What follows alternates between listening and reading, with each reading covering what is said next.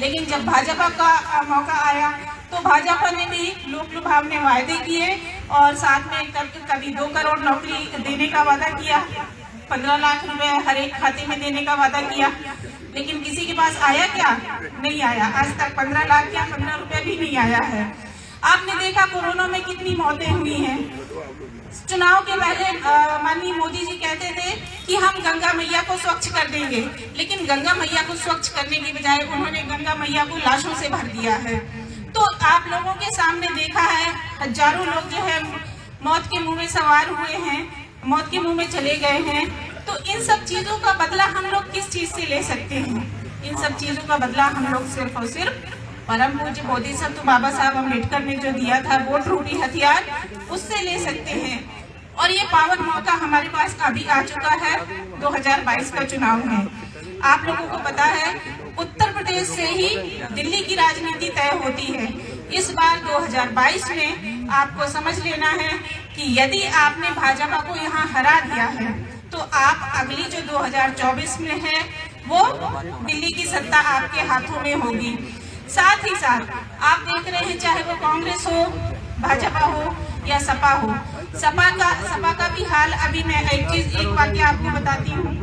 1-2 दिन पहले हम लोग थे सामाजिक परिवर्तन के स्थल में, जो लाइव टीवी डिबेट चलता है, आप लोगों को शायद पता होगा, आज तक सभी लोग जानते हैं, सबकी टीवी में आज तक चैनल आता है ना, उसकी एंकर है, महिला एंकर थी अंजना ओम कश्यप।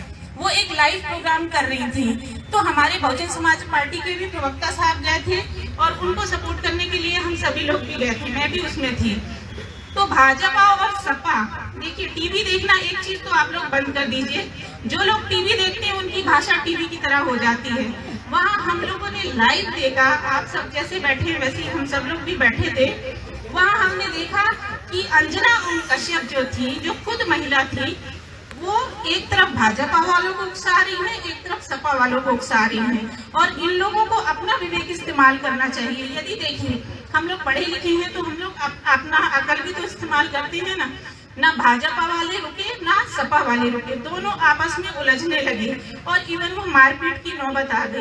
ऑन कैमरे सबके सामने लाइव चल रहा था और उसमें आपस में एक दूसरे को मारने को उतारू हो गए। तो आपने देखा है इन लोगों को यदि सबक सिखाना है तो वो सिर्फ कौन सबक सिखा सकता है? माननीय बहन जी सिखा सकती हैं और बहुजन समाज पार्टी की सत्ता में ही ये सब लोग लगाम लगे रहते हैं। आपने देखा है सपा के कारनामे आपको पता है, चाहे वो रिजर्वेशन का बिल फाड़ना हो, चाहे वो महापुरुषों के जो जितने भी नाम रहे हैं, नाम वाले जिले रहे हैं। आपको पता है कि जब कोई एक जिले का निर्माण होता है तो वहाँ डीएम ऑफिस बनता है, एसपी ऑफिस बनता है और तमाम तरह के सरकारी कार्यालय खुलते हैं और उन सरकारी कार्यालयों में सरकारी भर्तियां होती हैं और सरकारी भर्तियों में सभी का प्रतिनिधित्व होता है। ऐसा नहीं है कि उसमें सिर्फ सवर्ण समाज के लोग रहते हैं या हमारे अपने लोग होते हैं, बहुजन समाज के लोग होते हैं। उसमें तो रिजर्वेशन के हिसाब से सभी को मिलता है। यदि 100 पोस्ट हैं तो 50 वो अनरिजर्व्ड होंगी और 50 में जो है बाकी लोग होंगे। तो भाई समाज में जिसको भी नौकरी मिलती है, रोजी रोटी मिलेगी, वो जो है उसका पूरा अगला 30 साल जो है उसकी एक पूरी पीढ़ी सुधरती है। तो इन लोगों सपा ने क्या किया, उन जिलों का नाम बदल दिया और साथ साथ आपने देखा है जो सामाजिक परिवर्तन स्थल में माननीय बहन जी की जो मूर्ति लगी थी उसको भी सफाई गुंडों ने तोड़ा था, सबके सामने की बात है। फिर जब रातों रात हो हल्ला हुआ तो उसको बना दिया गया। आपको पता है जो ग्रेटर नोएडा है, गौतम बुद्धा यूनिवर्सिटी जो वर्ल्ड क्लास यूनिवर्सिटी थी, उस यूनिवर्सिटी में पढ़ने वाले जो बौद्धिक बच्चे थे, जो टॉपर बच्चे थे, उनको माननीय बहन जी जो है वजीफा देके बाहर भेजती थी, विदेश में भेजती थी ताकि वो बाहर से उच्च शिक्षा हासिल कर सके। उसको भी सपा सरकार ने बंद कर दिया। 8वीं तक की छात्रवृत्ति बंद कर दी और बाकी जितना भी जो ज्यादा पढ़े लिखे उनको पता है नेट जेआरएफ की जो फेलोशिप होती है वो भी सब बंद कर दिया है।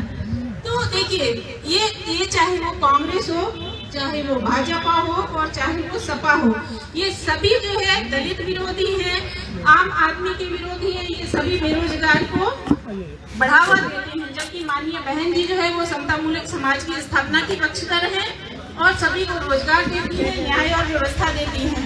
आपने देखा हाथरस की हुआ है, चाहे वो लखीमपुर खीरी में चलते हुए किसानों के ऊपर जो है सीधे गाड़ियाँ चढ़ा देते हैं, उसके बाद भी उन लोगों को कोई सजा नहीं होती है। तो इन सबको सजा कौन देगा? आप सब देंगे। और आप सब कैसे देंगे? जब आप वोट देंगे, माननीय बहन जी जब जीतेंगी तो अपने आप ये सब लोग ठीक रहेंगे।